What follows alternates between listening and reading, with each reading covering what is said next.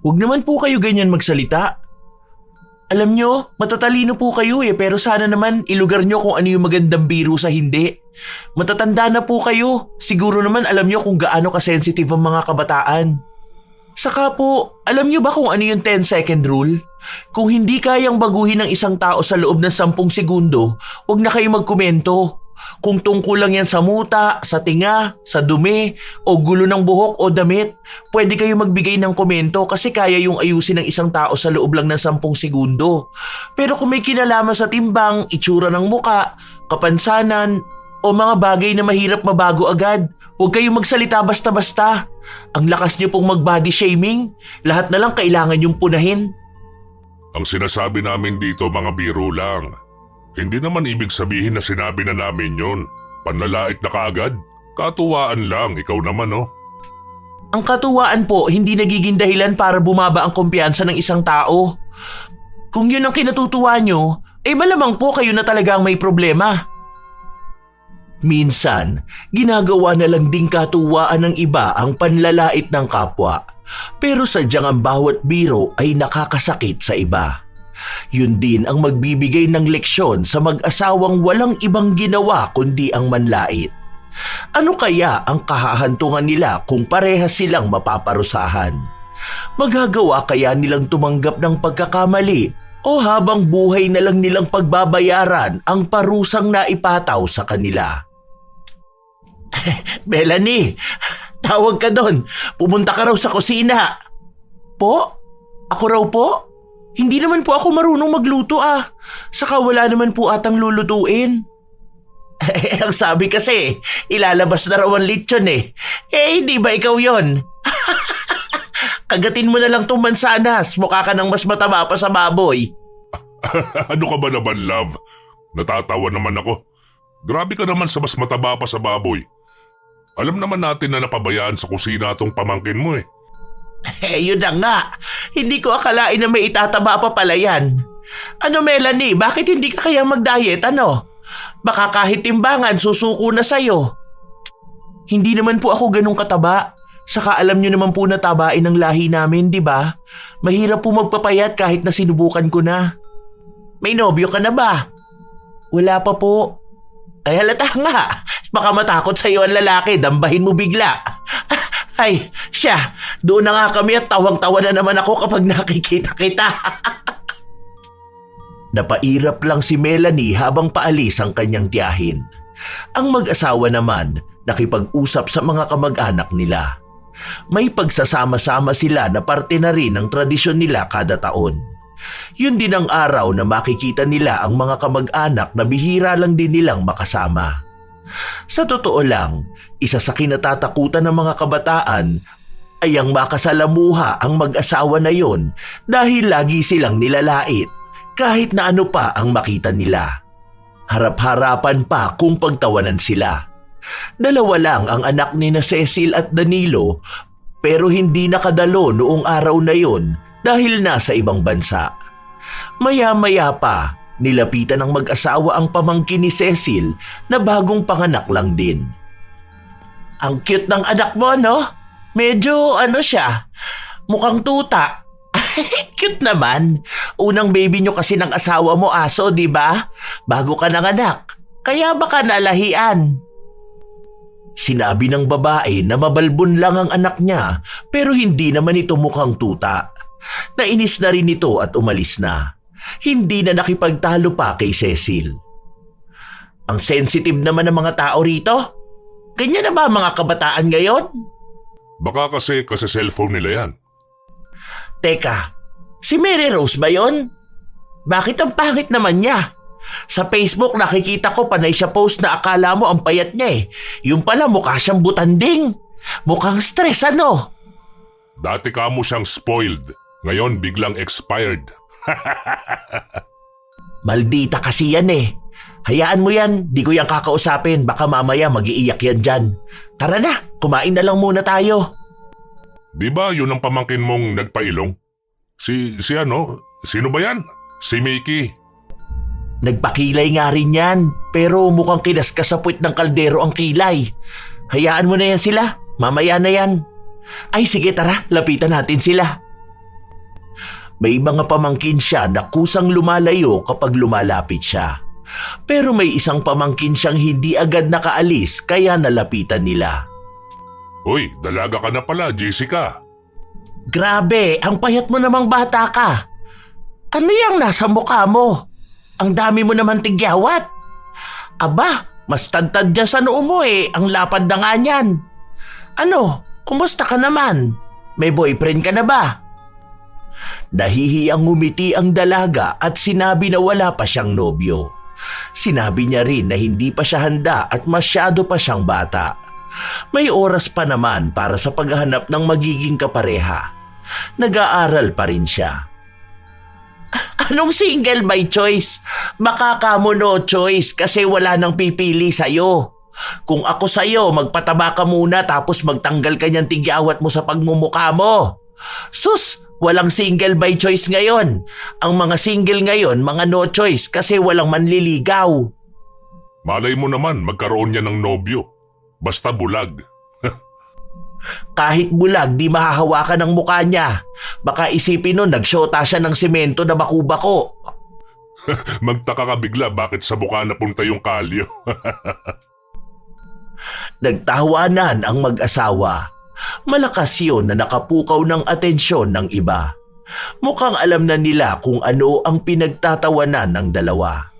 Masaya lang naman sila kapag may ibang tao ang bumababa ang kumpiyansa. Nang matapos ang kasiyahan na yon, nagsiuwian na ang lahat. Wala na ring ibang kumausap sa dalawa kahit sa social media.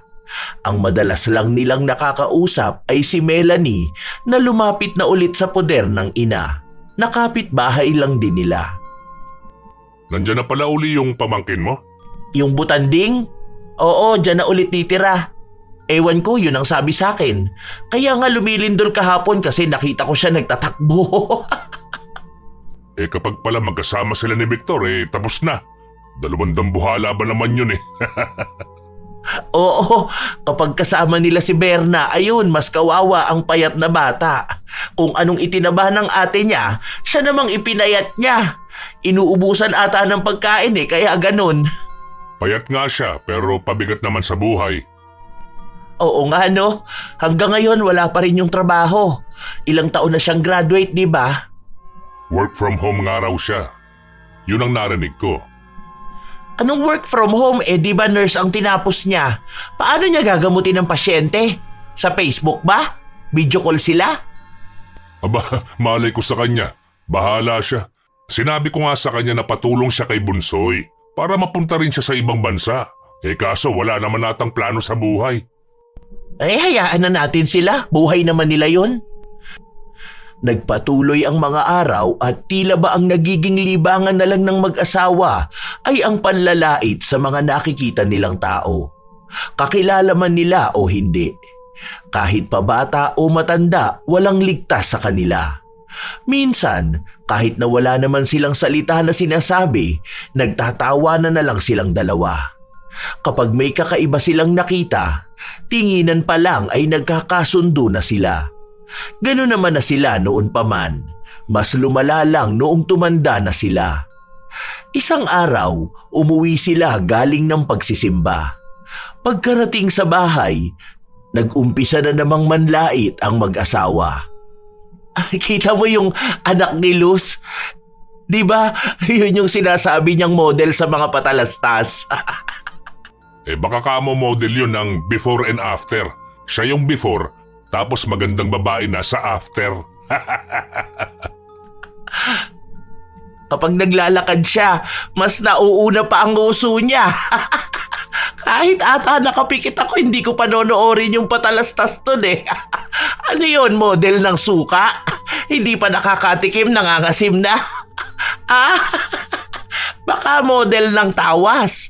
Mukhang amoy putok Ang dami kong gustong sabihin kanina Dami ko kasing nakikita kaso nasa simbahan tayo. Sandali lang Iinom muna ako ng tubig. Ang sakit na ng pangako kakatawa. Natatawa ako doon sa babae kanina. Di ko kilala yon. Hapit na hapit ba naman yung damit niya? Parang lumpia na pinilit pagkasyahin yung pambalot. Hindi man lang ba yun nahiya? Mukha siyang tanga sa suot niya. Tapos yung kilay niya pa parang paningin ni Leslie, hindi pantay. Hanep, bakit ba ang daming kalait-lait na tao sa paligid? Akala ko ako lang ang nakakita eh. Yun nga ang sasabihin ko sa iyo kanina. Muntikan ko pang maibuga yung iniinom ko. Ay, ewan ko ba? Isa pa, tawan-tawa ako dun sa si Hazel. Yung katabi niya na nakakulay brown. Yung doon sa unahan natin nakaupo. Yung unano. Naalala ko na naman. Akala ko bata yun. Nagtataka pa ako kung sino yun eh. Akala ko pa nga pamangkin ni Hazel. Kaso naalala ko lumipat na ng bahay yun. Tapos pagharap, tawang-tawa ako. Teka lang, natatawa na naman ako. Ay naku, naiihi ako. Kasi pagharap niya nagulat ako. Akala ko sinapian ng masamang elemento. Ang laki ng mukha niya tapos unano pala. Nasa lubong pa natin yung paglabas ng simbahan. Tawang-tawa na naman ako. Naka black and white pa. Para siyang penguin. Habang nagtatawanan ng mag-asawa, biglang may kumatok sa pinto nila. Si Danilo ang nagbukas noon. Bumungad sa kanila ang isang kapitbahay nila na nanghihiram ng gamit. Love, pahiram daw ng ngawali na malaki. Ha? Ngawali? Oo, ngawali daw. Magluluto raw sila ng mingo. Ay, sino ba yan? Ay, ang walang hiya. Ingaw lang malayan. Inge, uni mo na ang ngawali. Mengi ang umingo mamaya Humagalpak na naman ng tawa ang dalawa. Natawa na lang din ang kapitbahay nila dahil sanay na ito sa pagbibiro ng mag-asawa. Mabuti na lang din at hindi siya mabilis mapikon. Ilang araw pa ang lumipas, may mga bago silang ginagawang biro. Meron din naman na mga luma na at paulit-ulit na lang. Isang hapon, nagsasampay si Melanie sa labas ng bahay nila, nakita siya ni Cecil. Masarap magluto mama mo, no? Opo, lagi naman po, di ba? Halata kasi sa'yo eh, lalo kang tumaba ngayon. Panty mo ba yung nakasampay na yan? Aba, parang pwede ko na yung gawing duster Nakita nyo naman tita na short po yan. Akala ko panty mo na yan eh. Pero sure ako yung panty mo pwede ko na gawing duster. Sige po, kung diyan kayo masaya. Ang sensitive mo naman. Bakit nakabusangot ka na? Normal na mukha mo yata yan. Kapag mataba talaga yung pisngi, akala mo laging galit na galit no? Tita, alam ko naman po na mataba ako. Hindi nyo na po kailangan paulit-ulit na sabihin sa akin. Opo, dambuhala po ako. Baboy pang lechon. Ano pa po ba? Pangit po ako. Sige po. Nakita ko nga po pala kayo nung linggo. Di ba po nagsimba kayo? Narinig nyo naman po ba ang sinabi ni Father? Di ba po ang leksyon ng araw na yon ay tungkol sa pagiging mapanglait na tao? Aba tita, masama po yung ginagawa niyong ganyan. Alam niyo po, dapat nagbabago na kayo. Bata pa lang ako, laitera na kayo. Hanggang ngayon po ba naman? Aba Melanie, hindi panlalait itong ginagawa ko. Nagbibiro lang ako kapag nagsasalita ako. Hindi ko naman akalain na masama na pala yun para sa inyo. Tita, masama po talaga ang puna ka ng puna sa mga nakikita mo. Kapag nakakita ka ng mataba, ipangangalandakan mo pang mataba. Tapos kapag kasama mo si Tito Danilo, parehas kayong manlalait tapos tawa kayo ng tawa. Kapag nakakita kayo ng payat, kung ano-ano tinatawag nyo. Pinagsasabihan nyo sila ng tingting. Lahat ng napapansin nyo, nilalait at pinagtatawanan nyo. Huwag po ganun Matanda na po kayo. Dapat ngayon palang nagpapakabait na kayo eh. Paano kayo kukunin yan ni Lord? Basta alam kong wala akong ginagawang masama. Sa totoo naman na nakakatawa ang makakita ng kakaiba, di ba? Kahit naman hindi ako. Makita ko pa lang na may mataba, matatawa na agad ako eh. Hindi po yun normal, tita. Iba-iba po ang pinagdaraanan ng mga tao, kaya wag na po kayo maging dagdag sa insecurities nila. Hindi lang physical na itsura ng tao ang pinupuntiryan nyo pati na rin pag-aaral nila at desisyon sa buhay. Pati na rin pala trabaho. Akala nyo po ba hindi ko alam yun? Narinig ko kayo na pinagtatawanan nyo si Ate Mau kasi katulong lang siya sa ibang bansa. Tapos kapag kamo nasa Pilipinas, akala niya Miss Universe siya na pinapansin ng lahat. Sus, di ka lang pinapansin. Hay, ewan ko sa'yo. Nagpapatawa lang naman ako tapos ang OA mo na. Ang mga kabataan ngayon hindi na pwedeng biruin, sumasama ka agad ang loob. Ang sensitive. Hindi gaya nung panahon namin. Naiinis na umalis si Cecil sa harapan ng kanyang pamangkin. Sinabi niya yon sa kanyang asawa pero dinaan na lang ni Danilo ang lahat sa pagpapatawa. Mga biro na silang dalawa lang din naman ang natutuwa. Ilang araw pa ang lumipas, palagi pa ring nag-uusap ang mag-asawa tungkol sa mga tao sa paligid nila. Isang hapon, nagpapahangin ang mag-asawa matapos nilang makitang dumaan ang isa nilang kakilala. Nagtawanan na naman sila kahit na hindi pa naman sila nag-uusap. Kapag talaga nakikita ko yung si Julia, naaalala ko yung ngipin niya. Ang bata pa niyan pero bungal na. Wala na talaga lahat ng ngipin niya, no? Mas malala naman si Beverly. Hindi lang ngipin ang absent sa kanya, pati yung buhok niya. Kahapon, nasa pilahan ako ng Mercury. Aba, gulat ako siya pala yung nasa unahan ko. Ang laki ng poklat sa ulo Naaalala ko na naman. Ano ka ba? Tawang-tawa na naman ako ngayon. Nagulat pa nga ako noon kasi nagpariband siya. Tapos paghawi ng buhok niya may poknat pala. Ang laki talaga, dito pa sa gitna. Biniro ko ano pa ipapariband sa kanya.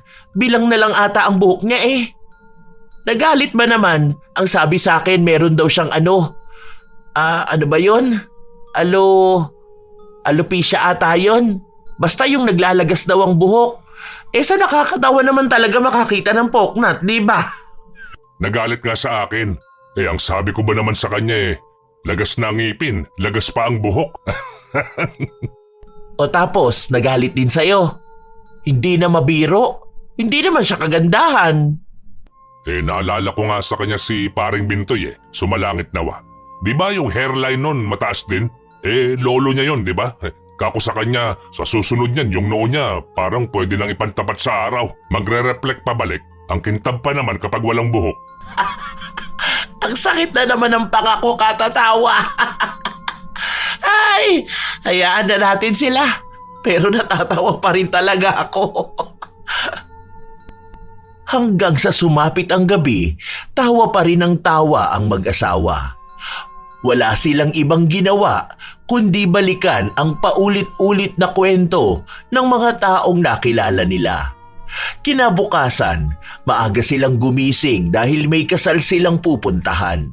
Hindi pa nga dapat sila imbitadong dalawa, pero dahil ang mga magulang ng babaeng ikakasal na ang nagsabi sa kanila, nagpunta sila. Galante kasi ang mag-asawa kapag may mga ganyang okasyon. Pamangkin nila ang ikakasal kaya bumili rin sila ng mamahaling regalo. Malaking pera din ang naisip nilang isabit kapag magsasayaw na ang bagong kasal. Pagdating pa lang nila ng handaan, nakita na nila ang ilan sa mga kamag-anak nila at kamag-anak ng napangasawa ng kanilang pamangkin. Nakita mo na ba yung asawa ni Carmi? Kanina, tinuro sa akin. Ano? Kumusta naman ang itsura? Maganda yun si Carmi Siguro naman maayos-ayos naman yung napangasawa niya. Ay nako, hindi naman sa panlalait dahil masama yun Akala ko nung unang kita ko tagahakot ng basura. Yung kulay ng balat niya mukhang hindi naman totoong mayaman. Mukha panlibagin, aba. Kilala ko na. Yung pala yun. Hindi yata mapili sa lalaki ang pamangking mong yun Mukha nga. Hayaan na lang natin. Buhay naman niya yan Nagpatuloy ang oras. Masaya naman ang lahat. Nagkaroon ng mga biruan pero halos lahat sila ay abala sa espesyal na araw na yun. Hanggang sa may napansin na naman ang mag-asawa. Sa likuran lang din nila nakaupo si Melanie na naririnig ang usapan nila at ang biruan. Oh, bakit gano'n naman maglakad yun? Para siyang tikbalang na nakunan. Naunahan mo ako. Yan nga rin yung sasabihin ko eh. Nakita ko na yan kanina nung pumunta ako sa baryo. Ang sabi kapatid yata ng groom. Nakita ko rin kasi siya kanina nagpapapicture. Kapatid ng groom? Aba, mukhang iba-iba ata ang katangian nila. Kaya naman pala umaaraw at umuulan kanina. May tikbalang pala na ikinasal. Sana naman wag maging ganyan na magiging anak nila, no? Baka lumagana pa mga tikbalang dito sa atin. Sakupin na nila ang sangkatauhan. Tita, mawalang galang na po ah. Naririnig ko kasi ang pinag-uusapan nyo. Maawa naman po kayo sa tao. Halata naman na may sakit yan kaya ganyan maglakad. Kita rin na hindi pantay ang paan niya, di ba? Nako, hindi ko naman siya nilalait. Dinidescribe ko lang naman siya ah. Hindi po pala panlalait yung sabihan yung tikbalang na nakunan.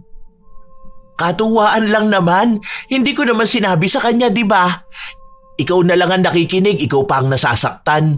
Makitawa ka na lang kung natatawa ka. Hayaan mo na, love. Kumain na lang muna tayo. Baka kung saan na naman mapunta tong usapan nyo na ganito eh. Hindi ka mananalo sa pamangkin mo. 3 tao ang bilang ng katawan yan eh. Ay, grabe naman kayo, Tito. Imbis na kayong umawat kay Tita, nagtandem pa talaga kayo sa panlalait, ano? Kung ako sa inyo, tigilan nyo na tong kalalait nyo ng ganito. Maawa na lang kayo sa ibang tao. Kasi kahit yung kapansanan nila talagang pinupuntirian nyo pa. Hindi naman dapat ganon. Dapat nga may isa sa inyo na matino. Yung pipigil kapag may isa na sobra na sa panlalait. Naku, wag kang plastic dyan. Para bang hindi ka nanlalait ng tao ah. Parang hindi ko alam na lahat ng tao may taglay na panlalait sa katawan. Pinagtatawa na ng ibang tao. Ako po, tita. Sige po, inaamin ko po na mapanlait akong tao. Pero ako kasi nilulugar ko naman. Kapag alam ko na hindi dapat laitin, hindi ko naman nilalait ah. Lalo na kapag may kapansanan. Saka kapag hindi ko kilala o kaklose, hindi ko nilalait. Kasi nga hindi ko naman alam kung ano ba yung mga pinagdaanan nila sa buhay. Ang plastic talaga. Hindi po yun ka-plastikan, tita. Alam nyo, kayo po ang tao na mahirap ma-encounter. Kahit ata si Satanas matatakot kayo ma-encounter eh. Okay, sige. Bahala ka dyan. Hindi ko na sila pupunahin. Tutal, buhay naman nila yun. Sana po hindi puro salita ano. Hindi yung matapos nyong manlait at pagtawanan sila ang buwelta nyo hayaan na sila kasi buhay naman nila yun. Huwag po ganon. Matanda na kayo, dapat nagpapakabait na kayo. Hindi na kumibo ang mag-asawa pero hindi ibig sabihin nun ay tumigil na sila sa panlalait. Kapag may nakikita silang kakaiba, wala silang ibang ginawa kundi ang tumawa. Minsan, may ilan na nakikisabay ng tawa sa kanila kaya ang akala nila ay tama na ang kanilang ginagawa.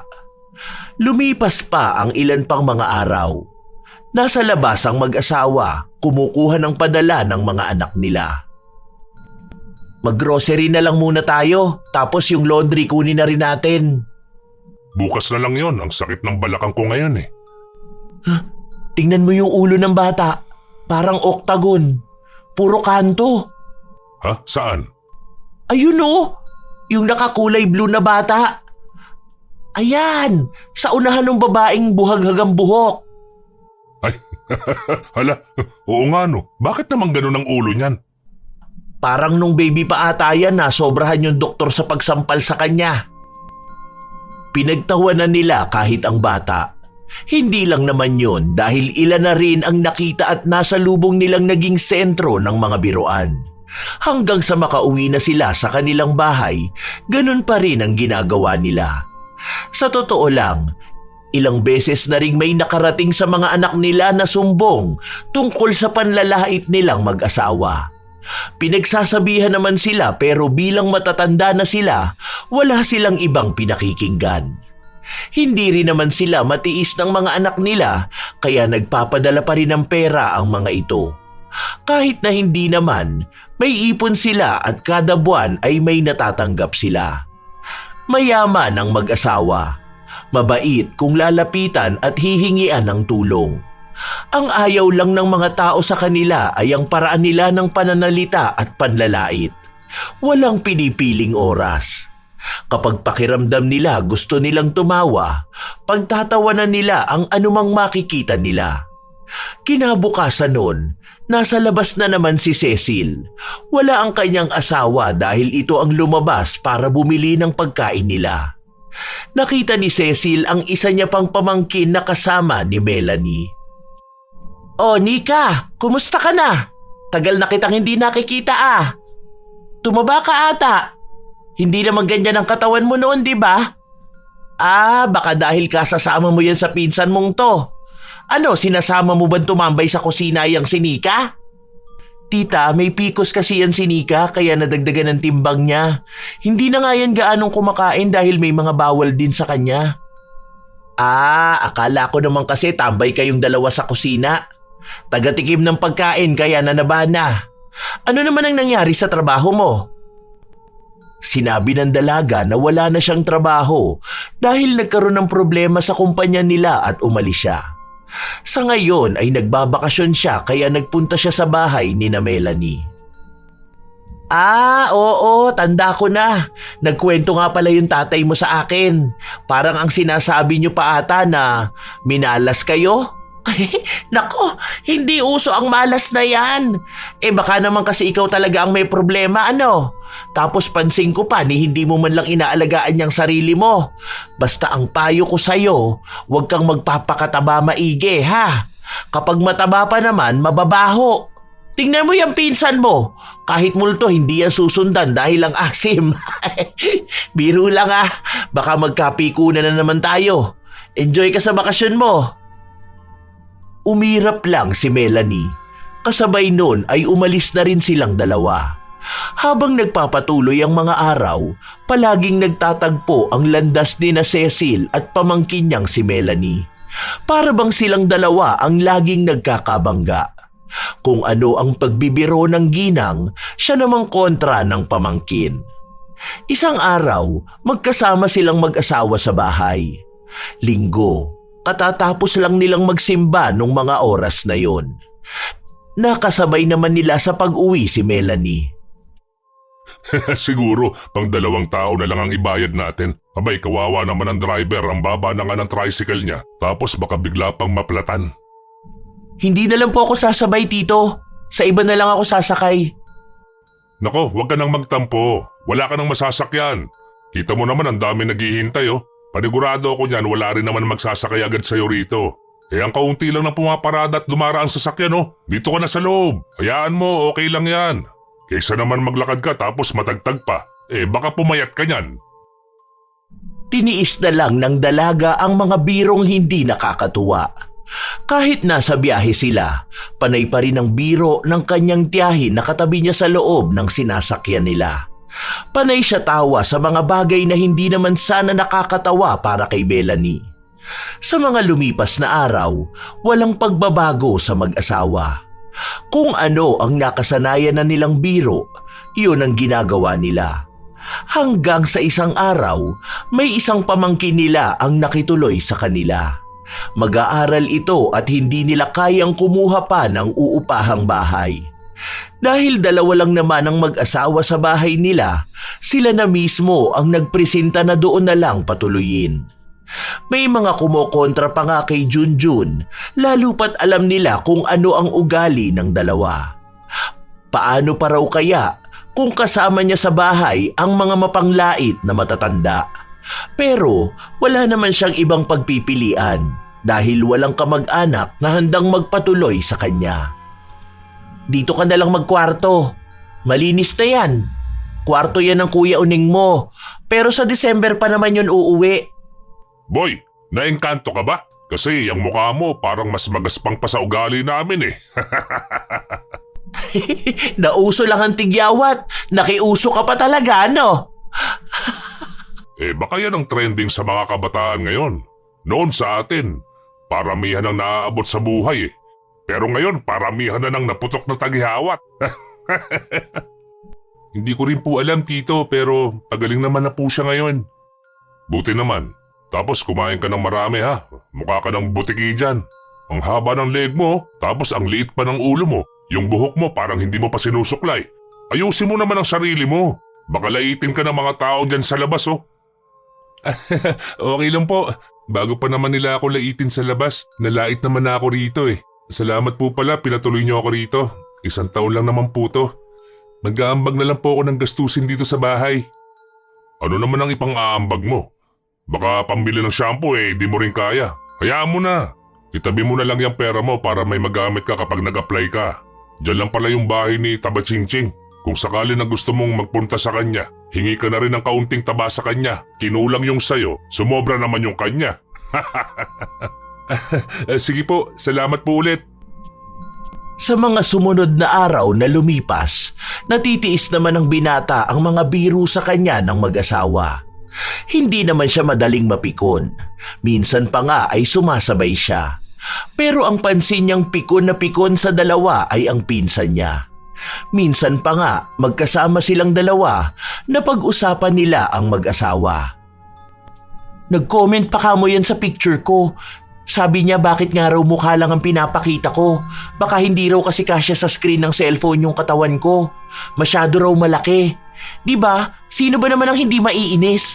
Ang dami kaya nakakita nun. Yung iba mga kaibigan ko pa. Tawang-tawa sila. Naku, hayaan mo na lang yan sila. Alam mo naman mga bata pa lang tayo, gano'n na sila manlait, diba? Parang hindi sila mabubuhay kapag hindi pinagtatawanan ng ibang tao. Kumusta ka naman doon? Malamang yan ang daming panlalait na sinasabi nila sa'yo doon ano? O kaya naririnig mo sila na nanlalait ng ibang tao? Dami kong naririnig sa kanila. Minsan natatawa na lang din ako eh. Hindi ko alam kung sino yung sinasabihan nilang kulot na kapag nasa dilim daw ngipin yung nagbibigay ng liwanag sa buhay. Ah, si Oscar yun. Yung lagi nilang niloloko kasi nga maitim yun tapos nagbebenta pa ng uling. Sinasabi nila na pinapaligo nga raw yung uling kaya ganon. Naku, marami pa yan. Minsan nga kahit sa social media. Tapos kapag pinagsabihan mo naman, ang gagawin niyan maiinis sa'yo. Na kesyo ang mga kabataan ngayon sobrang sensitive. Hindi nga gaya nung panahon nila na wala lang yung mga ganong klase ng biro. Nakakaloka. Kung ako yan, naku hindi ko kaya makasama sila sa iisang bahay no. Base naman sa pagkakakilala ko sa kanila, wala naman, okay naman. Nakaka-offend lang talaga yung mga joke nila. Pero mababait naman sila. Hoy, hindi mabait kapag mapanlait no? Ewan ko kasi hindi rin naman ako mabilis ma-offend eh. Sanay ako sa mga ganong biro. Yung mga kaibigan ko kasi malala rin manlait. Baka sanayan lang talaga. Pero pinagsasabihan naman nilang mga anak nila eh. Ano lang talaga siguro iba yung generation nila sa generation natin kaya ganun. Naging malalim ang usapan ng dalawa.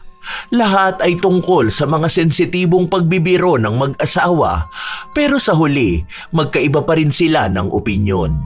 Isa ay sang-ayon na hayaan na lang ang dalawa, ang isa naman ay hindi. Pero kahit na ganon, wala namang naging samaan ng loob. Isang araw, nagkaroon ng kasiyahan kung saan kasama na naman ang mag-asawa. Hoy John, doon ka muna sa mga kabutiki mo. Ano yan? Parang kulto ng mga butike. Tapos sama nila si Melanie. Nakinuha naman ang lahat ng taba. Mas mataba nga siya ngayon eh. Kita ko siya kanina pero hindi ko pinansin. Parang yung mukha niya ganun na parang sasabog na. Tapos nakabusangot pa. Mukha siyang Angry Birds ba yun? Yung nilalaro ng mga anak natin noon. Oo, Angry Birds nga. Paano? Nasobrahan din sa pula ang mukha niya. Panay ba naman Rejuve eh? Nagpatuloy ang buong maghapon na walang ibang ginawa ang mag-asawa kundi pagtawanan ang anumang nakikita nilang kakaiba.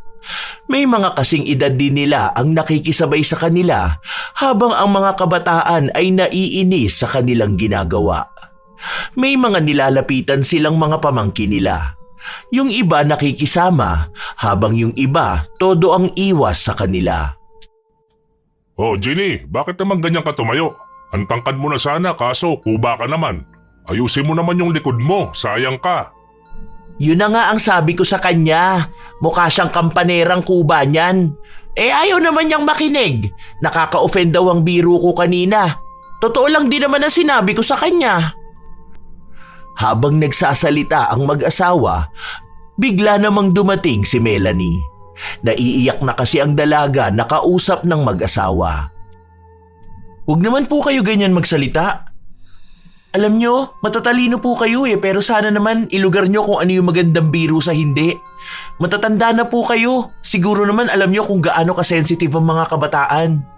Saka po, alam nyo ba kung ano yung 10-second rule? Kung hindi kayang baguhin ng isang tao sa loob ng 10 segundo, huwag na kayo magkomento. Kung tungkol lang yan sa muta, sa tinga, sa dumi, o gulo ng buhok o damit, pwede kayo magbigay ng komento kasi kaya yung ayusin ng isang tao sa loob lang ng 10 segundo. Pero kung may kinalaman sa timbang, itsura ng muka, kapansanan, o mga bagay na mahirap mabago agad, huwag kayong magsalita basta-basta. Ang lakas niyo pong mag-body shaming, lahat na lang kailangan yung punahin." Ang sinasabi namin dito, mga biro lang. Hindi naman ibig sabihin na sinabi na namin yun, panlalait na kaagad. Katuwaan lang, ikaw naman. Ang katuwaan po hindi nagiging dahilan para bumaba ang kumpiyansa ng isang tao. Kung yun ang kinatutuwa nyo, malamang po kayo na talaga ang may problema. Isa pa, nagsasabi lang din naman kami ng totoo. Hindi naman yun panlalait. Hindi po lahat ng bagay dapat sabihin nyo. Hindi po porke totoo kailangan iparinig nyo yun sa tao na yun. Ako po, hindi nyo na kailangan pagtawanan ng mukha ko. Ang timbang ko, dahil bago nyo po yan sabihin sa akin, alam ko na po yun. Itong timbang ko, mukha kong baboy, opo, alam kong sobrang tabako. Itong mukha ko na namumula at nangangamatis, alam ko rin po. Hindi na para pagtawanan pa. Nakakainis na kayo Lahat na lang kasi kailangan maging biro sa inyo. Ay aba, ewan ko na lang po kung anong pwedeng mangyari sa inyo na sa susunod. Kayo naman ang pagtatawanan at lalaitin ng mga tao. Huwag sana bumaba ang kumpiyansa nyo sa sarili. Matapos yung sabihin ng dalaga, agad na rin siyang umalis. Ayaw na niyang lumala pa ang pagtatalo nila. Dahil kahit na paano ay may natitira pa rin siyang paggalang sa dalawa. Pero ang mga salita na binitawan niya kanina, tila ba naging baliwala lang sa mag-asawa. Sa mga lumipas pang araw, kung sino-sino na naman ang pinagtatawanan nila. Isang hapon, umuwi si Junjun. Naabutan niya ang dalawa na halos hindi na matigil sa pagtawa. Ang sabi ko nga sa kanya, yung bibig niya may hangin siguro na pumapasok. Paano? May bintana yung ngipin niya. Ang laki ng mga pagitan. Yung ganun nga kay Melay. Ay, naalala ko yun. Kada nagsasalita nga siya noon, tumatalsik yung laway niya. "Oh, andyan ka na pala, Junjun na payat. Kumain ka na doon, may itinabi kaming ulam mo." Ano pong pinag-uusapan nyo? Si Tita Marites mo. Kasi kanina lang ulit namin nakita Di ba ilang buwan yun nawala? Tapos tawan-tawa kami kasi nakita na naman namin yung mga ngipin niya. Tapos nakawig pa yata siya. Para bang kumikislap yung buhok niya kasi ayaw niyang aminin na nakawig siya. Siguro nagpakalbo yun Kutuhin yun noon kaya po nakawig siya kasi may cancer po siya. Kaya ang tagal niya rin pong nawala. Ay, totoo ba? Hindi niya na ikwento. Nilihim po kasi nila yun. Bali ako lang at ibang mga pinsan kong nakakaalam. Bali ang sinabi lang nila nasa bakasyon pero nagpapagamot po. Sa pagkakaalam ko po ngayon, parang hindi na po maagapan talaga yung cancer niya Kaya bumalik na lang ako dito para makasama ang ilan sa mga kamag-anak kaya ayun po, kalbo na po talaga siya. Hindi lang tinatanggal ang wig kasi takot na pagtawanan. Ah, ganun pala. Kawawa rin siya. Hayaan na pala natin, wag na nating biruin. Sige, iba na lang. Si Carmela. Yun na lang, yung babaeng mukhang sisiw sa dami ng kulay ng buhok. Iniwan na lang ni Junjun ang mag-asawa. Sa totoo lang, ilan sa mga pinagtatawanan at biro nila ay masyadong mababaw. Kahit na hindi naman nakakatawa ay nakakatawa na sa kanila. Hanggang sa dumating ang isang araw na nagising na lang si Cecil na namamagana ang isa niyang paa. Lumaki talaga ito. Paano yan? Mukhang bola pa naman sa pamamagayang paa mo. Hindi ka na makakalakad ng maayos dyan. Iika-ika ka na yan. Parang buntis na unanutong pa ako. Wag mo nga muna akong patawanin. Ang sakit kaya. Ay, namamaga. Nakaapa ka yata ng engkanto niyan eh. Inuman mo na lang ng gamot. Yung isang paa mo namamaga, yung kabila naman parang luya ang mga daliri. Ano ba kasing pinaggagawa mo niyan? Ang kapal mo naman. Ikaw nga, mukha mo yung namanas eh. Yang noo mo parang pwede ng pagsalaminan dahil sa kintab. At least ako nakakalakad pa ng diretso. Eh ikaw, di ka na dyan makatayo. Eh at least ako, maganda pa rin naman. Na itatago ang paa. Eh ang muka, para kang binugbog ni Pacquiao. Mukha kang avatar. Tingnan mo, yung mata mo parang luluwa na rin. Ano ba nangyari sa'yo? Parang pinasabugan ng bomba yan. Sabog! Ang sakit nito. Baka nakagat ng ipis ano. Punta na lang tayo ng doktor. Pareha silang bigla na lang nagkasakit. Mas lalong lumalaki ang pamamaga ng paa ni Cecil habang si Danilo naman ay mukha ang namamaga. Ang mga mata niya ay lumalaki. Nananakit din yon ng biglaan kaya ang akala nila ay mahuhulog na. May iniinom silang gamot pero hindi pa rin nawawala ang pamamaga sa kanila. Umabot pa sa punto na malapit na silang magpa-opera pero hindi pumayag ang kanilang mga anak. Sinabi na hintayin silang makauwi bago sila magdesisyon dahil baka kung ano lang ang mangyari sa kanila. Isang gabi, nagising si Cecil. Kinakalabit niya ang asawa niya. Wag ngayon love, tsaka na lang. Masakit ang mga mata ko eh. Baka hindi ko matutukan yung gusto mo. Hindi yun. Ang sakit ng paa ko. Aray. Parang kinakalikot ng engkanto. Ang sakit. Namamanhid na parang may kuryente. Oh, anong gagawin ko dyan? Putukin na lang kaya natin, no? Baka nananayan na naipon. Huwag ka nga tumingin sa akin. Natatawa ako sa mata mo eh. parang isang ugat na lang ang nakakabit dyan para hindi mahulog. Aray, natatawa ako. Ano ka ba? Aray, sakit ng paa ko. Ano bang gusto mo? Saan ako titingin? Alam nga naman dito ako sa likod mo tumingin para di mo makita ang mata ko. Di mas lalo kang natawa niyan. Mukha naman akong baliw na nakikipag-usap sa hindi nakikita. Tingin nga ako ng paa mo. Ano ba yan? Parang sobra naman ang pamamagaan yan. Tapos yung mga daliri mo, ang liliit pa. Huwag ka nang magulo. Patawa ka ng patawa sa akin eh. Nasasaktan na nga ako. O sige, kukuha muna ako ng gamot. Saan ba nakalagay? Ang laki na nga ng mata mo, hindi mo pa makita. Andyan lang yun. Bilisan mo naman na, ang sakit na kaya nito. Hindi ko naman kaya yan ng mabilisan. Matanda na ako eh. Aray, ang sakit na rin ng mga mata ko. Teka nga lang, hindi na kasi nakakakita ng sexy eh. Sexy pala ha? Aray, kapag sinipa ko sa'yo tong paa ko, naku, tanggal yung mata mo.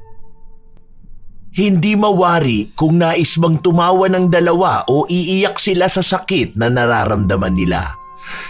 Dinadaan na lang nila sa tawanan ng lahat dahil kahit naman uminom sila ng gamot, hindi sila gumagaling. Isang linggo ang lumipas, laging nasa bahay ang dalawa. Pero kahit na ganon, hindi pa rin maalis sa kanila ang panlalait sa mga nakikita nila sa social media. Hey, tingnan mo tong picture ni Carlita. Para siyang kinulang ng bakuna nung bata pa siya. Tabingi yung uso eh. Ayan ka na naman. Tawa ka na naman ng tawa niyan. Mamaya, sasakit na naman yung paa mo.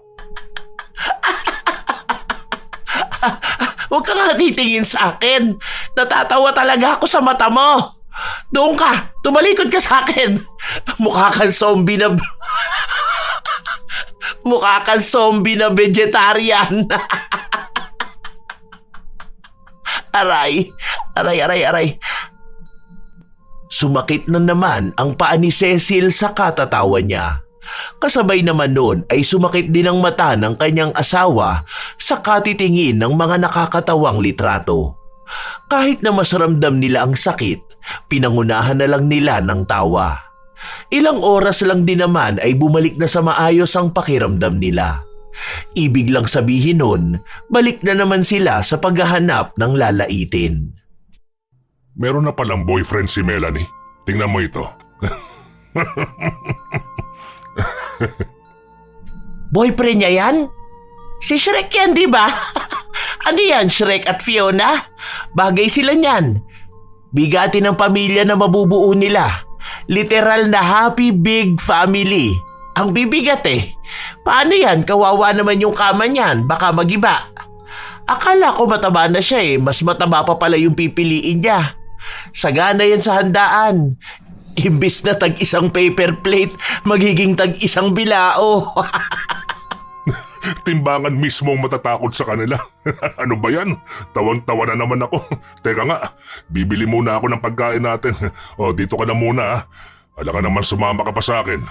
Baka bukas pa tayo makauwi niyan eh. Hindi ka na makakalakad dyan. Hindi pa nanganganak yung paa mo. Baka naglilihin na yan ah. Animal ka! Binati mo na naman! Sasakit na naman to mamaya. Ay, ingat ka sa labas ha! Huwag kang yuyuko, baka mahulog yung mata mo! Wala si Junjun nung mga oras na yon, kaya sila lang mag-asawa ang magkasama. At wala silang pagkain sa bahay. Bilang si Danilo lang ang may kakayahang lumabas, siya na ang bumili ng kanilang makakain. Habang nasa labas siya, nakasabay niya pang bumili ng pagkain si Melanie kasama ang kaibigan nito. Kaya pala nagbebenta sila rito ng alamang. Meron pala tayong manggang bisita. Buti, hindi ka nahihirapan yan, be, ano? Siguro kapag nag-aaway kayo ng kapatid mo, isa lang ang binibigyan na kutsilyo sa inyo. Eh kasi yung baba mo palang patalim na eh. Alam niyo po, Tito, may problema rin naman po sa itsura niyo eh. Mukha po kayong adik na sumabog yung mata kasi laging dilat. Paano ba naman kasi hindi yan halos luluwa? Wala naman kayong ibang ginawa kundi ang tumingin sa itsura ng ibang tao. Siguraduhin niyo po muna na perfect kayo bago kayo manlait, ha? Hoy, nandiyan ka pala, Melanie. Pasensya ka na. Akala ko sinigang na butanding eh. Hindi pa ako kumakain. Nauta na kaagad ako eh. Kumusta na ba si Shrek? Sinong Shrek? Di yung boyfriend mo. Ikaw si Fiona, di ba? Hindi yun si Shrek. Yan ang hirap sa inyo eh. Dapat mas malala pa dyan ang dinaranas nyo para naman hindi na kayo makapanlait ng ibang tao. Tara na nga, mamaya na lang tayo bumili ng ulam. May taong nakakainis dito. Kung makapanlait, akala mo kung sino. Ganun talaga. Yung may kapansanan pa ang malakas mamuna ng ibang tao. Sa ilang buwan na lumipas, walang nagbabago sa kalagayan ng mag-asawa. Gusto na rin umuwi ng mga anak nila pero sadyang abala sila sa trabaho ng mga panahon na yon at hindi nila maiwan. Isang hapon, magkasama sa sala ang mag-asawa. Nagtatawanan sila at nag-aasaran nung umuwi si Junjun. Ito na po yung pinabibili niyong ulam. Kanino mo yan binili? Doon ba sa apo ni Aling Bebang? Yung sa panguna babae? Opo, doon po sa sinasabi niyong bilihan. Maghahanda na po ako ng pagkain para makakain na rin po kayo at makainom ng gamot. Ay, oo nga po pala. Nagtatanong si Tita Beng kung makakapunta raw po ba kayo sa binyag ng apo niya. Sino bang apo niya? Yung mahabang uso. Sige. Kamo, pupunta kami. Hindi pa pala kami nakakabili ng regalo. Pwede ba bago ka umuwi bukas, bili ka ng damit? Daan ka na lang muna sa mall. Ano ba yun? Babae ba yun o lalaki? Parang sa mga picture mukhang lalaki. Babae siguro. Mikay ang pangalan eh. Kapag lalaki yon, di Mikoy. Sige, sana magaling na ako nun para makalakad na ako. Maiwan ka na lang kaya rito. Uwian na lang kita ng mga panlalait na kwento. Ayan ka na naman. Tumigil ka. Kapag nasosobrahan pa naman tayo sa pagtawa walang nangyayari kundi sumakit itong mga punyeta sa katawan natin. Tumigil ka na nga. Huwag ka tumingin sinabi. Nakakabuisit ito. Bakit? Wala naman akong ginagawa. Ang pangit mo kasi. Doon ka umarap. Sisipain talaga kita. Nanunood lang si Junjun habang nakikita niyang nagbibiruan ang mag-asawa. Naririnig niya rin na kung paano sila manlait sa ibang tao, ganon din nila laitin ng isa't isa. Mukhang naiintindihan na niya kung bakit ganon ang ugali ng dalawa. Na nasanay sila sa laitan kaya akala nila ay yun din ang biro na kayang tanggapin ng ibang tao. Nung sumapit na ang araw ng pupuntahan nilang binyag, lumala ang pamamaga ng paa ni Cecil. Umaga pa lang ay namimilipit na siya sa sakit, pero sumama pa rin siya sa dalawa. Lola, dito ka na muna ha. Kukuha ako ng pagkain mo. Hoy, ang kapal ng kalyo ng mata mo ah. Anong lola? Mas matanda ka sa akin. Tingnan mo, uugod-ugod ka na nga. Naka-wheelchair lang ako dahil hindi ko maiapak tong paa ko.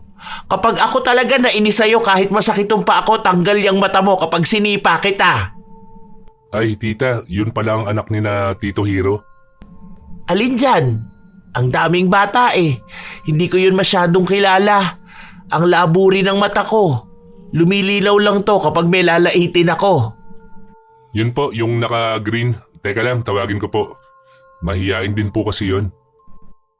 Naiwan mag-isa si Cecil. Pero kahit na hindi siya makalakad ng maayos, gumagala naman ang mata niya sa paligid. Natatawa na siya kahit na hindi niya pa nasasabi sa asawa kung ano ba ang kanyang nakikita. Mag-isa lang siya pero halos lahat na ng tao na nadaanan ng mga mata niya ay may panlalait na agad. Ang pangit naman nun. Akalain mo yun may makalumang tao pa pala sa panahon ngayon. Parang nahukay sa bundok eh. Parang kahit anong buo ng araw mo kapag nakita mo yun, sira na agad ang buhay mo. Grabing kapangita naman yun. Isa pa tong bakla na to. Parang tikbalang na nakadress. Parang sirang gamit na ayaw pang itapon. Ano ba naman ang mukha ng mga ito? Binyag ba to ng engkanto at mga pangit na nilalang ang imbitado? Mali ata tong napuntahan ko ah. Ayun pala yung amoy putok kanina. Kung nakakalakad lang ako, bibili ko ng tawas at deodorant, bibigay ko talaga sa kanya para gamitin niya ng sabay. Malayo pa lang nanununtok na ang amoy. Maya-maya pa, bumalik si Junjun kasama ang pinsan niyang si Toto. Mag-isa pa rin nung mga oras na yon si Cecil, kaya umaasa si Junjun na wala siyang ibang maririnig na panlalait. Ay, si Toto na ba yan? Bakit naman ganyan ang itsura niyan? Parang napalitan ata sa ospital yan ah. Ang pangit ah. Mukhang baklang ulik ba? Sure ka ba na si Toto yan? Hindi naman kahawig ng mami at daddy niya. Ang pogi at ang ganda nung dalawa, tapos ganyan. Baka nga napalitan yan ano? Kasi nagkasunog nun sa ospital eh. Tapos baka iba yung naibigay sa mami niya. Si tita naman di nalang pinalampas ang bata. Dapat di nyo nalang po sinabi yung ganyan. Baka mamaya mawalan po ng tiwala sa sarili to eh. Ay bakit? Nagsasabi lang naman ako ng totoo ah. Yun ang nakikita ng mga mata ko. Sige po, doon na lang po muna kami. Hindi na naghintay pa ang binatilyo na magsalita ang kanyang tiyahin dahil umalis sila at nagtungo sa mga pinsan nila. Nang makarating sila doon, ang pinag-uusapan ay sina Cecil at Danilo. Naiinis sila kung bakit inimbitahan pa ang dalawa kahit na alam naman ng lahat kung ano bang ugali ang meron sila. Nakakasira lang daw sila ng araw na dapat ay kasiyahan para sa lahat. Buti nga hindi yan makalakad ngayon. Malamang yan kapag nakakalakad, ay nako, kawawa talaga tayo. Iisa-isahin yan lahat ng insecurities natin. Sasabihan kayo niya na mukhang engkanto. Akala mo naman ang ganda niya. Tapos si Tito Danilo naman, mas malala naman yung manlait. Parang kahit next life mo hindi mo makakalimutan. Ikaw ang kasama nila sa bahay, Jun. Ano ganap nila doon? Ganun pa rin naman, panay pa rin sila lait kung kani-kanino. Pero madalas sila nang nalait sa isa't isa. Nung nakaraan nga tinawag ni tita si Tito na tarsier na puyat. Tapos ayun, magtatawanan lang silang dalawa. Babawi naman si Tito. Tapos maya-maya nun, mag-iiyakan naman sila sa sobrang sakit ng nararamdaman nila. Para naman pala silang baliw niyan. Oo, baliw talaga, literal. Pero naaawa ako sa kanilang dalawa eh. Lalo na, lilipat na rin ako ng bahay. May nakita kasi akong upahan na mura lang tapos malapit pa sa school. Nahihiya na rin kasi ako eh. Hindi ako nagbibigay ng kahit na magkano sa kanila tapos nakikitira pa ako. Oh, bakit naman ikaw pa mahihiya at maaawa sa kanila? Eh sila nga tong makasalanang tao. Isipin mo yun, kung ano-anong panlalait ang sinasabi nila sa ibang tao. Saka tama lang yung nangyayari sa kanila na ganyan, no? Alam nyo, ito sa akin lang to. Kasi ako yung nakasama ko talaga sila ng matagal na panahon sa isang bahay eh. Matagal na yon kahit wala pang 1 taon. Kasi wala naman sa inyong kayang tumagal kahit 1 araw, di ba? Pansin ko lang, kung tutuusin, kung talagang titingnan at kikilalanin natin sina tito at tita, makikita natin na tingin ko yun ang paraan nila para makalimot sa lungkot eh. Makalimot sa lungkot? Eh, hindi naman malungkot yung dalawa na yan. Kita mo kahit na walang nakakatawa tawa sila ng tawa. Tapos lahat na lang biro sa kanila. Lahat talaga ng makikita nila kahit na wala namang mali. Hahanapan nila ng pwedeng ilait. Ganun ba kalala? Pansin ko kasi iba yung biro nila eh. Kasi di ba ibang generation nila. Pansin nyo, mga matatanda ang madalas na tumatawa sa kanila, di ba? Kasi sila yung nakakagets. Parang ano yan eh. Alam nyo nung panahon nila, naging normal ang body shaming. Normal yung pagkakaroon ng palayaw na base sa kapansanan nila. Tulad ni Tito Arnold. Di ba ang palayaw sa kanya, Arnold Pungkol? Tapos ang lambingan nila asaran. Kasi parang noong panahon nila, wala silang sapat na kaalaman. Yung trauma nila nagiging biro para hindi maging masakit. Yung epekto nun sa emosyon nila, parang bitbit pa rin nila hanggang ngayon. Di ba? Iba talaga ang definisyon ng biro noon eh. Kumpara ngayon na aware na mga kabataan, kaya iba na yung nagiging takbo ng mga biruan. Alam naman nating mali, alam ko rin yun. Nakakainis naman talaga. Pero feeling ko kapag natutukan na ipaliwanag sa kanila yon, maiintindihan nila yon. Makikita nila kung ano yung mali. Kung ano yung pagkakaiba ng biro sa panahon nila at biro sa panahon natin. Kaya hirap din akong ma-judge sila minsan eh. Masama sila magbiro, oo. Pero hindi sila masamang tao. Hindi nakakibo ang mga kausap ni Junjun. Para bang mabilis din nilang naunawaan kung ano ba ang nais na iparating ng binatilyo. Ilang araw pa ang lumipas, palala ng palala ang nangyayari sa dalawang matanda. Hindi na nakakakita si Danilo habang si Cecil naman ay hindi na makakilos. Hindi na sila makalabas ng bahay. Nasa loob na lang sila ng kwarto madalas. Halos minu-minuto rin naman kasing sumasakit ang kung ano sa katawan nila. Naghahanap din ng tamang panahon si Junjun kung paano siya magpapaalam dahil aalis na nga siya sa poder ng tiyahin at tiyuhin.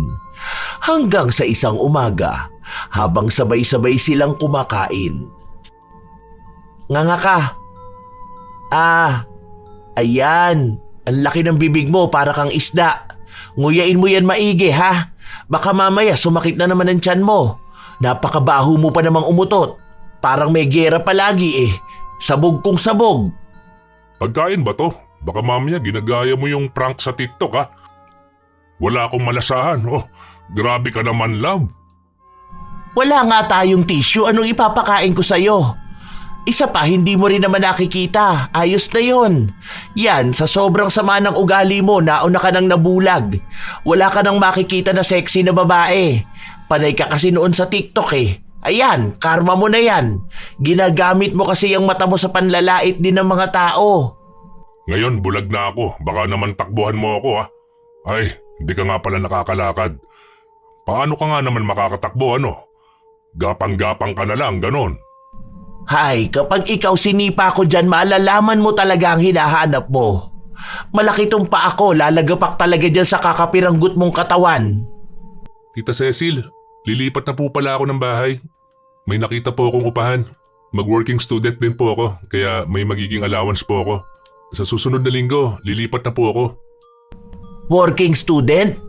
Eh hindi na nga maganda ang grades mo. Bakit? Ayaw mo na ba rito? Baka hindi na rin niya kinaya ang mga panlalait natin. O baka iba na talaga ang ugali natin, ano?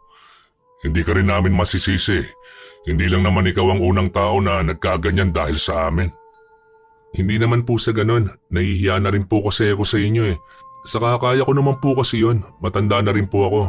Ayaw ko po umasa sa ibang tao kahit sabihin pa po na kamag-anak ko. Wala naman po akong problema sa inyo eh. Sadyang desisyon ko na lang po talaga ito. Siya. Sige kung yan ang pasya mo. Bukas, isend mo sa akin ang GCash mo. Magsesend ako ng pera. Pang-allowance mo na lang din. Mahirap ang walang pera ngayon. Baka mamatay ka sa gutom. Baka maging dilat lalo yung mata mo. Ang payat mo na nga eh. Baka mas malala pa sa butiki ang maging kamukha mo. Magdala ka na lang din ng grocery. Hindi rin naman namin yan agad mauubos. Nagpasalamat si Junjun sa kabaitan ng kanyang mga kamag-anak. Kahit na sinasabi ng iba na pambawi lang yon sa pagiging mapanlait ng mag-asawa. Ilang araw pa ang lumipas. Naiwan na naman sa bahay ang dalawa dahil umalis na si Junjun. Hirap silang makakilos dahil wala ngang makita si Danilo habang hindi naman makalakad ang kanyang asawa. Kaya nanguha sila ng taong mag-aalaga sa kanila. 3 beses pa nga silang nagpalit dahil hindi tumatagal ng 1 linggo ang nakukuha nilang tao.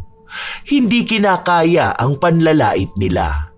Hanggang sa isang may edad na babae na ang naging bantay nila. Para bang walang pakialam ang babae na yon kahit na anong panlalait na gawin sa kanya. Maayos din kung magtrabaho ito. Sa tagal na nanatili sa loob ng bahay ang mag-asawa, hindi na sila masyadong nakakapanlait. Madalas kasi natungkol na lang sa kanilang dalawa. Isang hapon, habang nahihirapan sila sa sakit na nararamdaman nila, sinabi ng nag-aalaga sa kanila na baka hindi lang simpleng sakit ang meron sila. Marunong daw itong makakita kung ang isang tao ay ginagamitan ng itim na kapangyarihan. Pinaliwanag nga niya na mukhang may nagpakulam sa kanilang dalawa. Lalo na't kakaiba ang naging sakit nila na hindi rin naman matukoy ng doktor at hindi sila tinablan ng gamot. Hindi naman totoo yung kulam-kulam na ganyan. Kahit naman may katandaan na ako hindi ako naniniwala sa mga ganyan. Ano lang yan, baka gawa-gawa lang ng mga tsismosa. Totoo ata yun. Tanda mo ba si Nanang Lusing? Di ba mangkukulam yun noon? Mukha rin yung nasa kadiliman kasi puro libag. Pero ayun, totoo na mangkukulam yun. Kaya ayun, naniniwala talaga ako na may totoong mangkukulam. Sinabi ng babae na pwede niyang tulungan ang mag-asawa. Doon nga lumabas na may nagpakulam sa kanila. Galit daw ito sa kanila. At malaki rin ang posibilidad na kilala lang din nila ang gumawa nun. Hindi lang makapagbigay ng eksaktong pangalan ng babae, lalo na't hindi naman yon sakop ng kakayahan ng manggagamot. Sinabi niya lang na maaaring nagawa nila ng masama ang tao na yon, kaya umabot na sa punto na ipinakulam sila para lang makabawi sa mga nagawa nila. Ang hirap naman hulaan kung sino ba yan lahat naman ang kakilala namin galit sa amin. Kasi nga mapanglait kami na totoo rin naman. Paano kaya kami gagaling yan? Baka ulit-ulitin lang nila ang pangungulam sa amin. Dami pa naman nila. Baka naman manawa na ang mangkukulam kung puro na lang pangalan namin ang nasa listahan.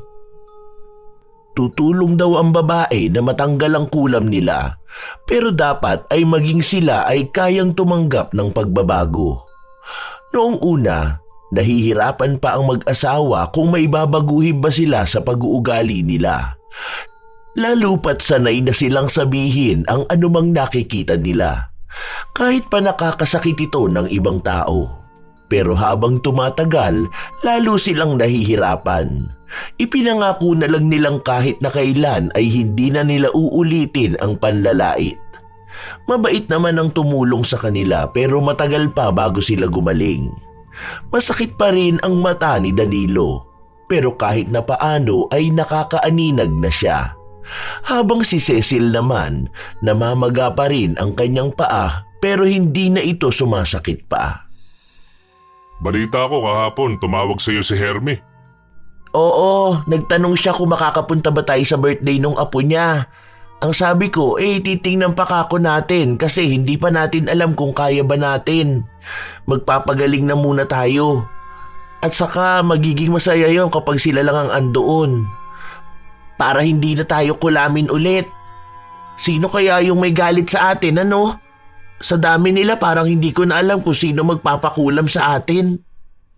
Hayaan na lang natin kung sino man yon. Baka napasobra nga talaga tayo. Kaya ayun, hindi na lang din niya napigilan ng sarili. Basta ang mahalaga ngayon, maayos na tayo. Makikita ko na ulit ang maganda mong muka. Sa bagay, pwede na ulit kitang tadyakan kapag naiinis ako sa'yo. Maigagalaw ko na rin tong paa ko. Ilang buwan ang ginugol ng dalawa para magpagaling sila. Ilang beses na rin silang tumanggi sa mga handaan na imbitado sila. Inisa-isa rin nila ang mga taong kakilala nila. Humingi sila ng tawad sa anumang nagawa nilang mali.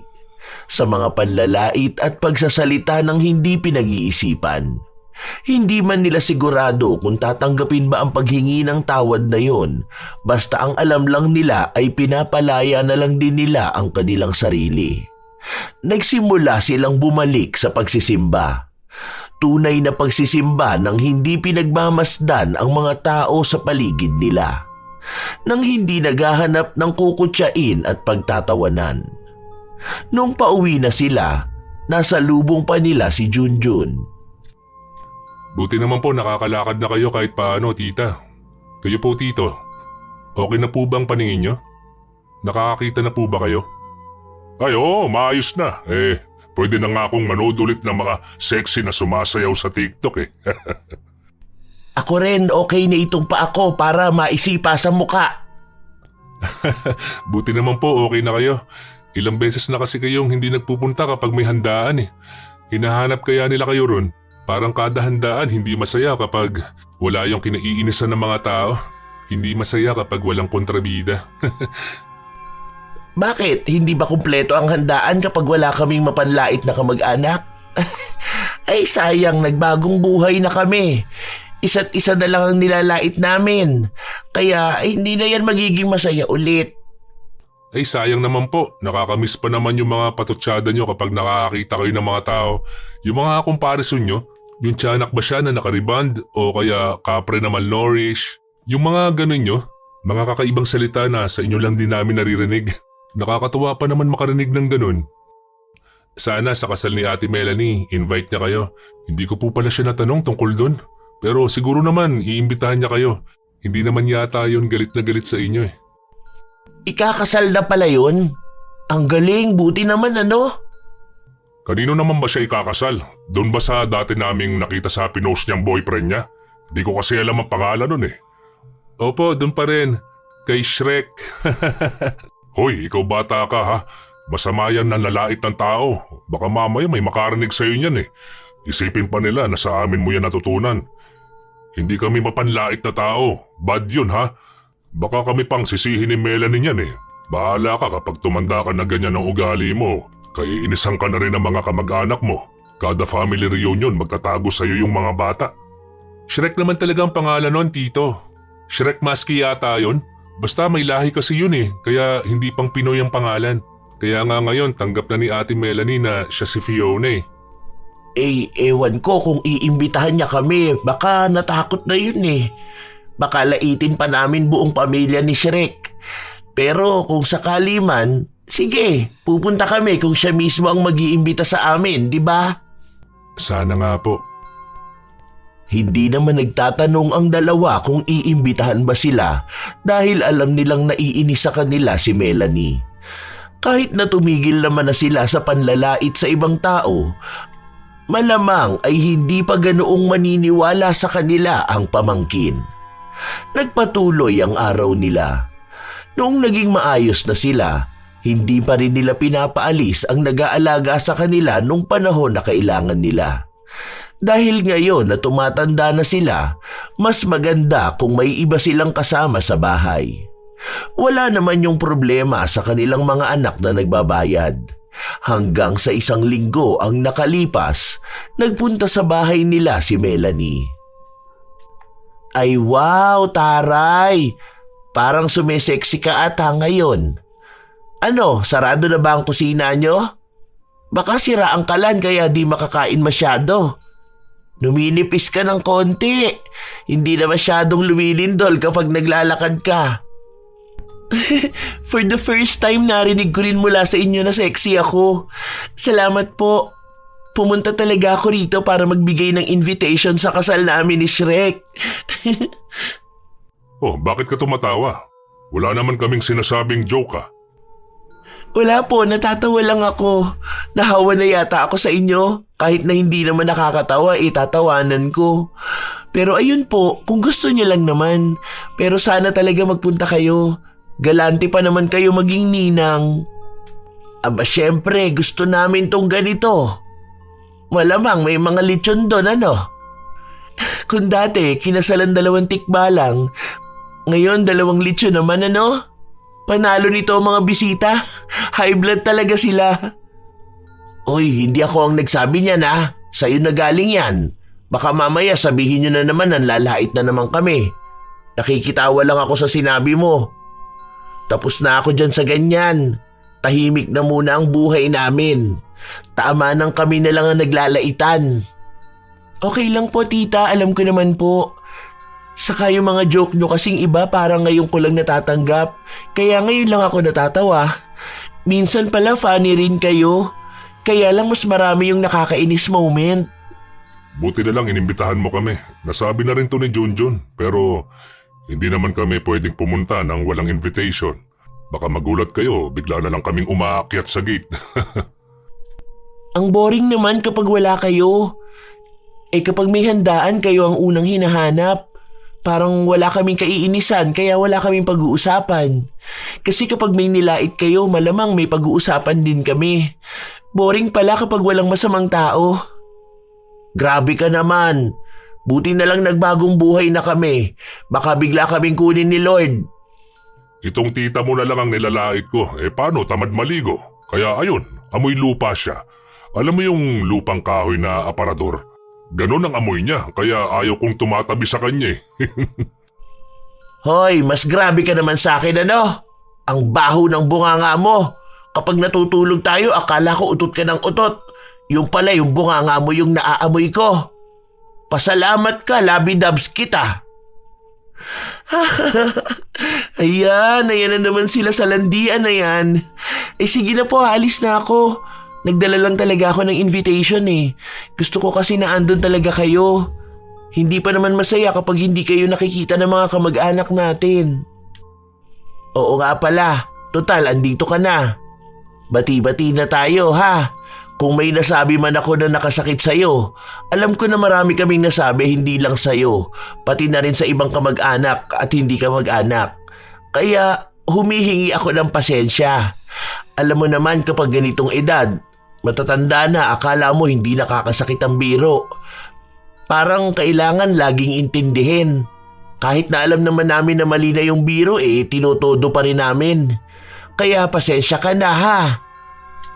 Pasensya na rin po kayo kung nasasagot ko kayo o kaya naiinis ako sa inyo. Sorry din po kung may nagawa ako mali sa inyo. Sana po naging lesson na lang din itong lahat sa atin. Masaya naman ang manlait minsan, pero may mga lait din na nakakasakit Masaya po kayong kasama. Magaganda naman ang mga biro nyo kahit na hindi panlalait sa iba. Sana po makarecover na rin kayo.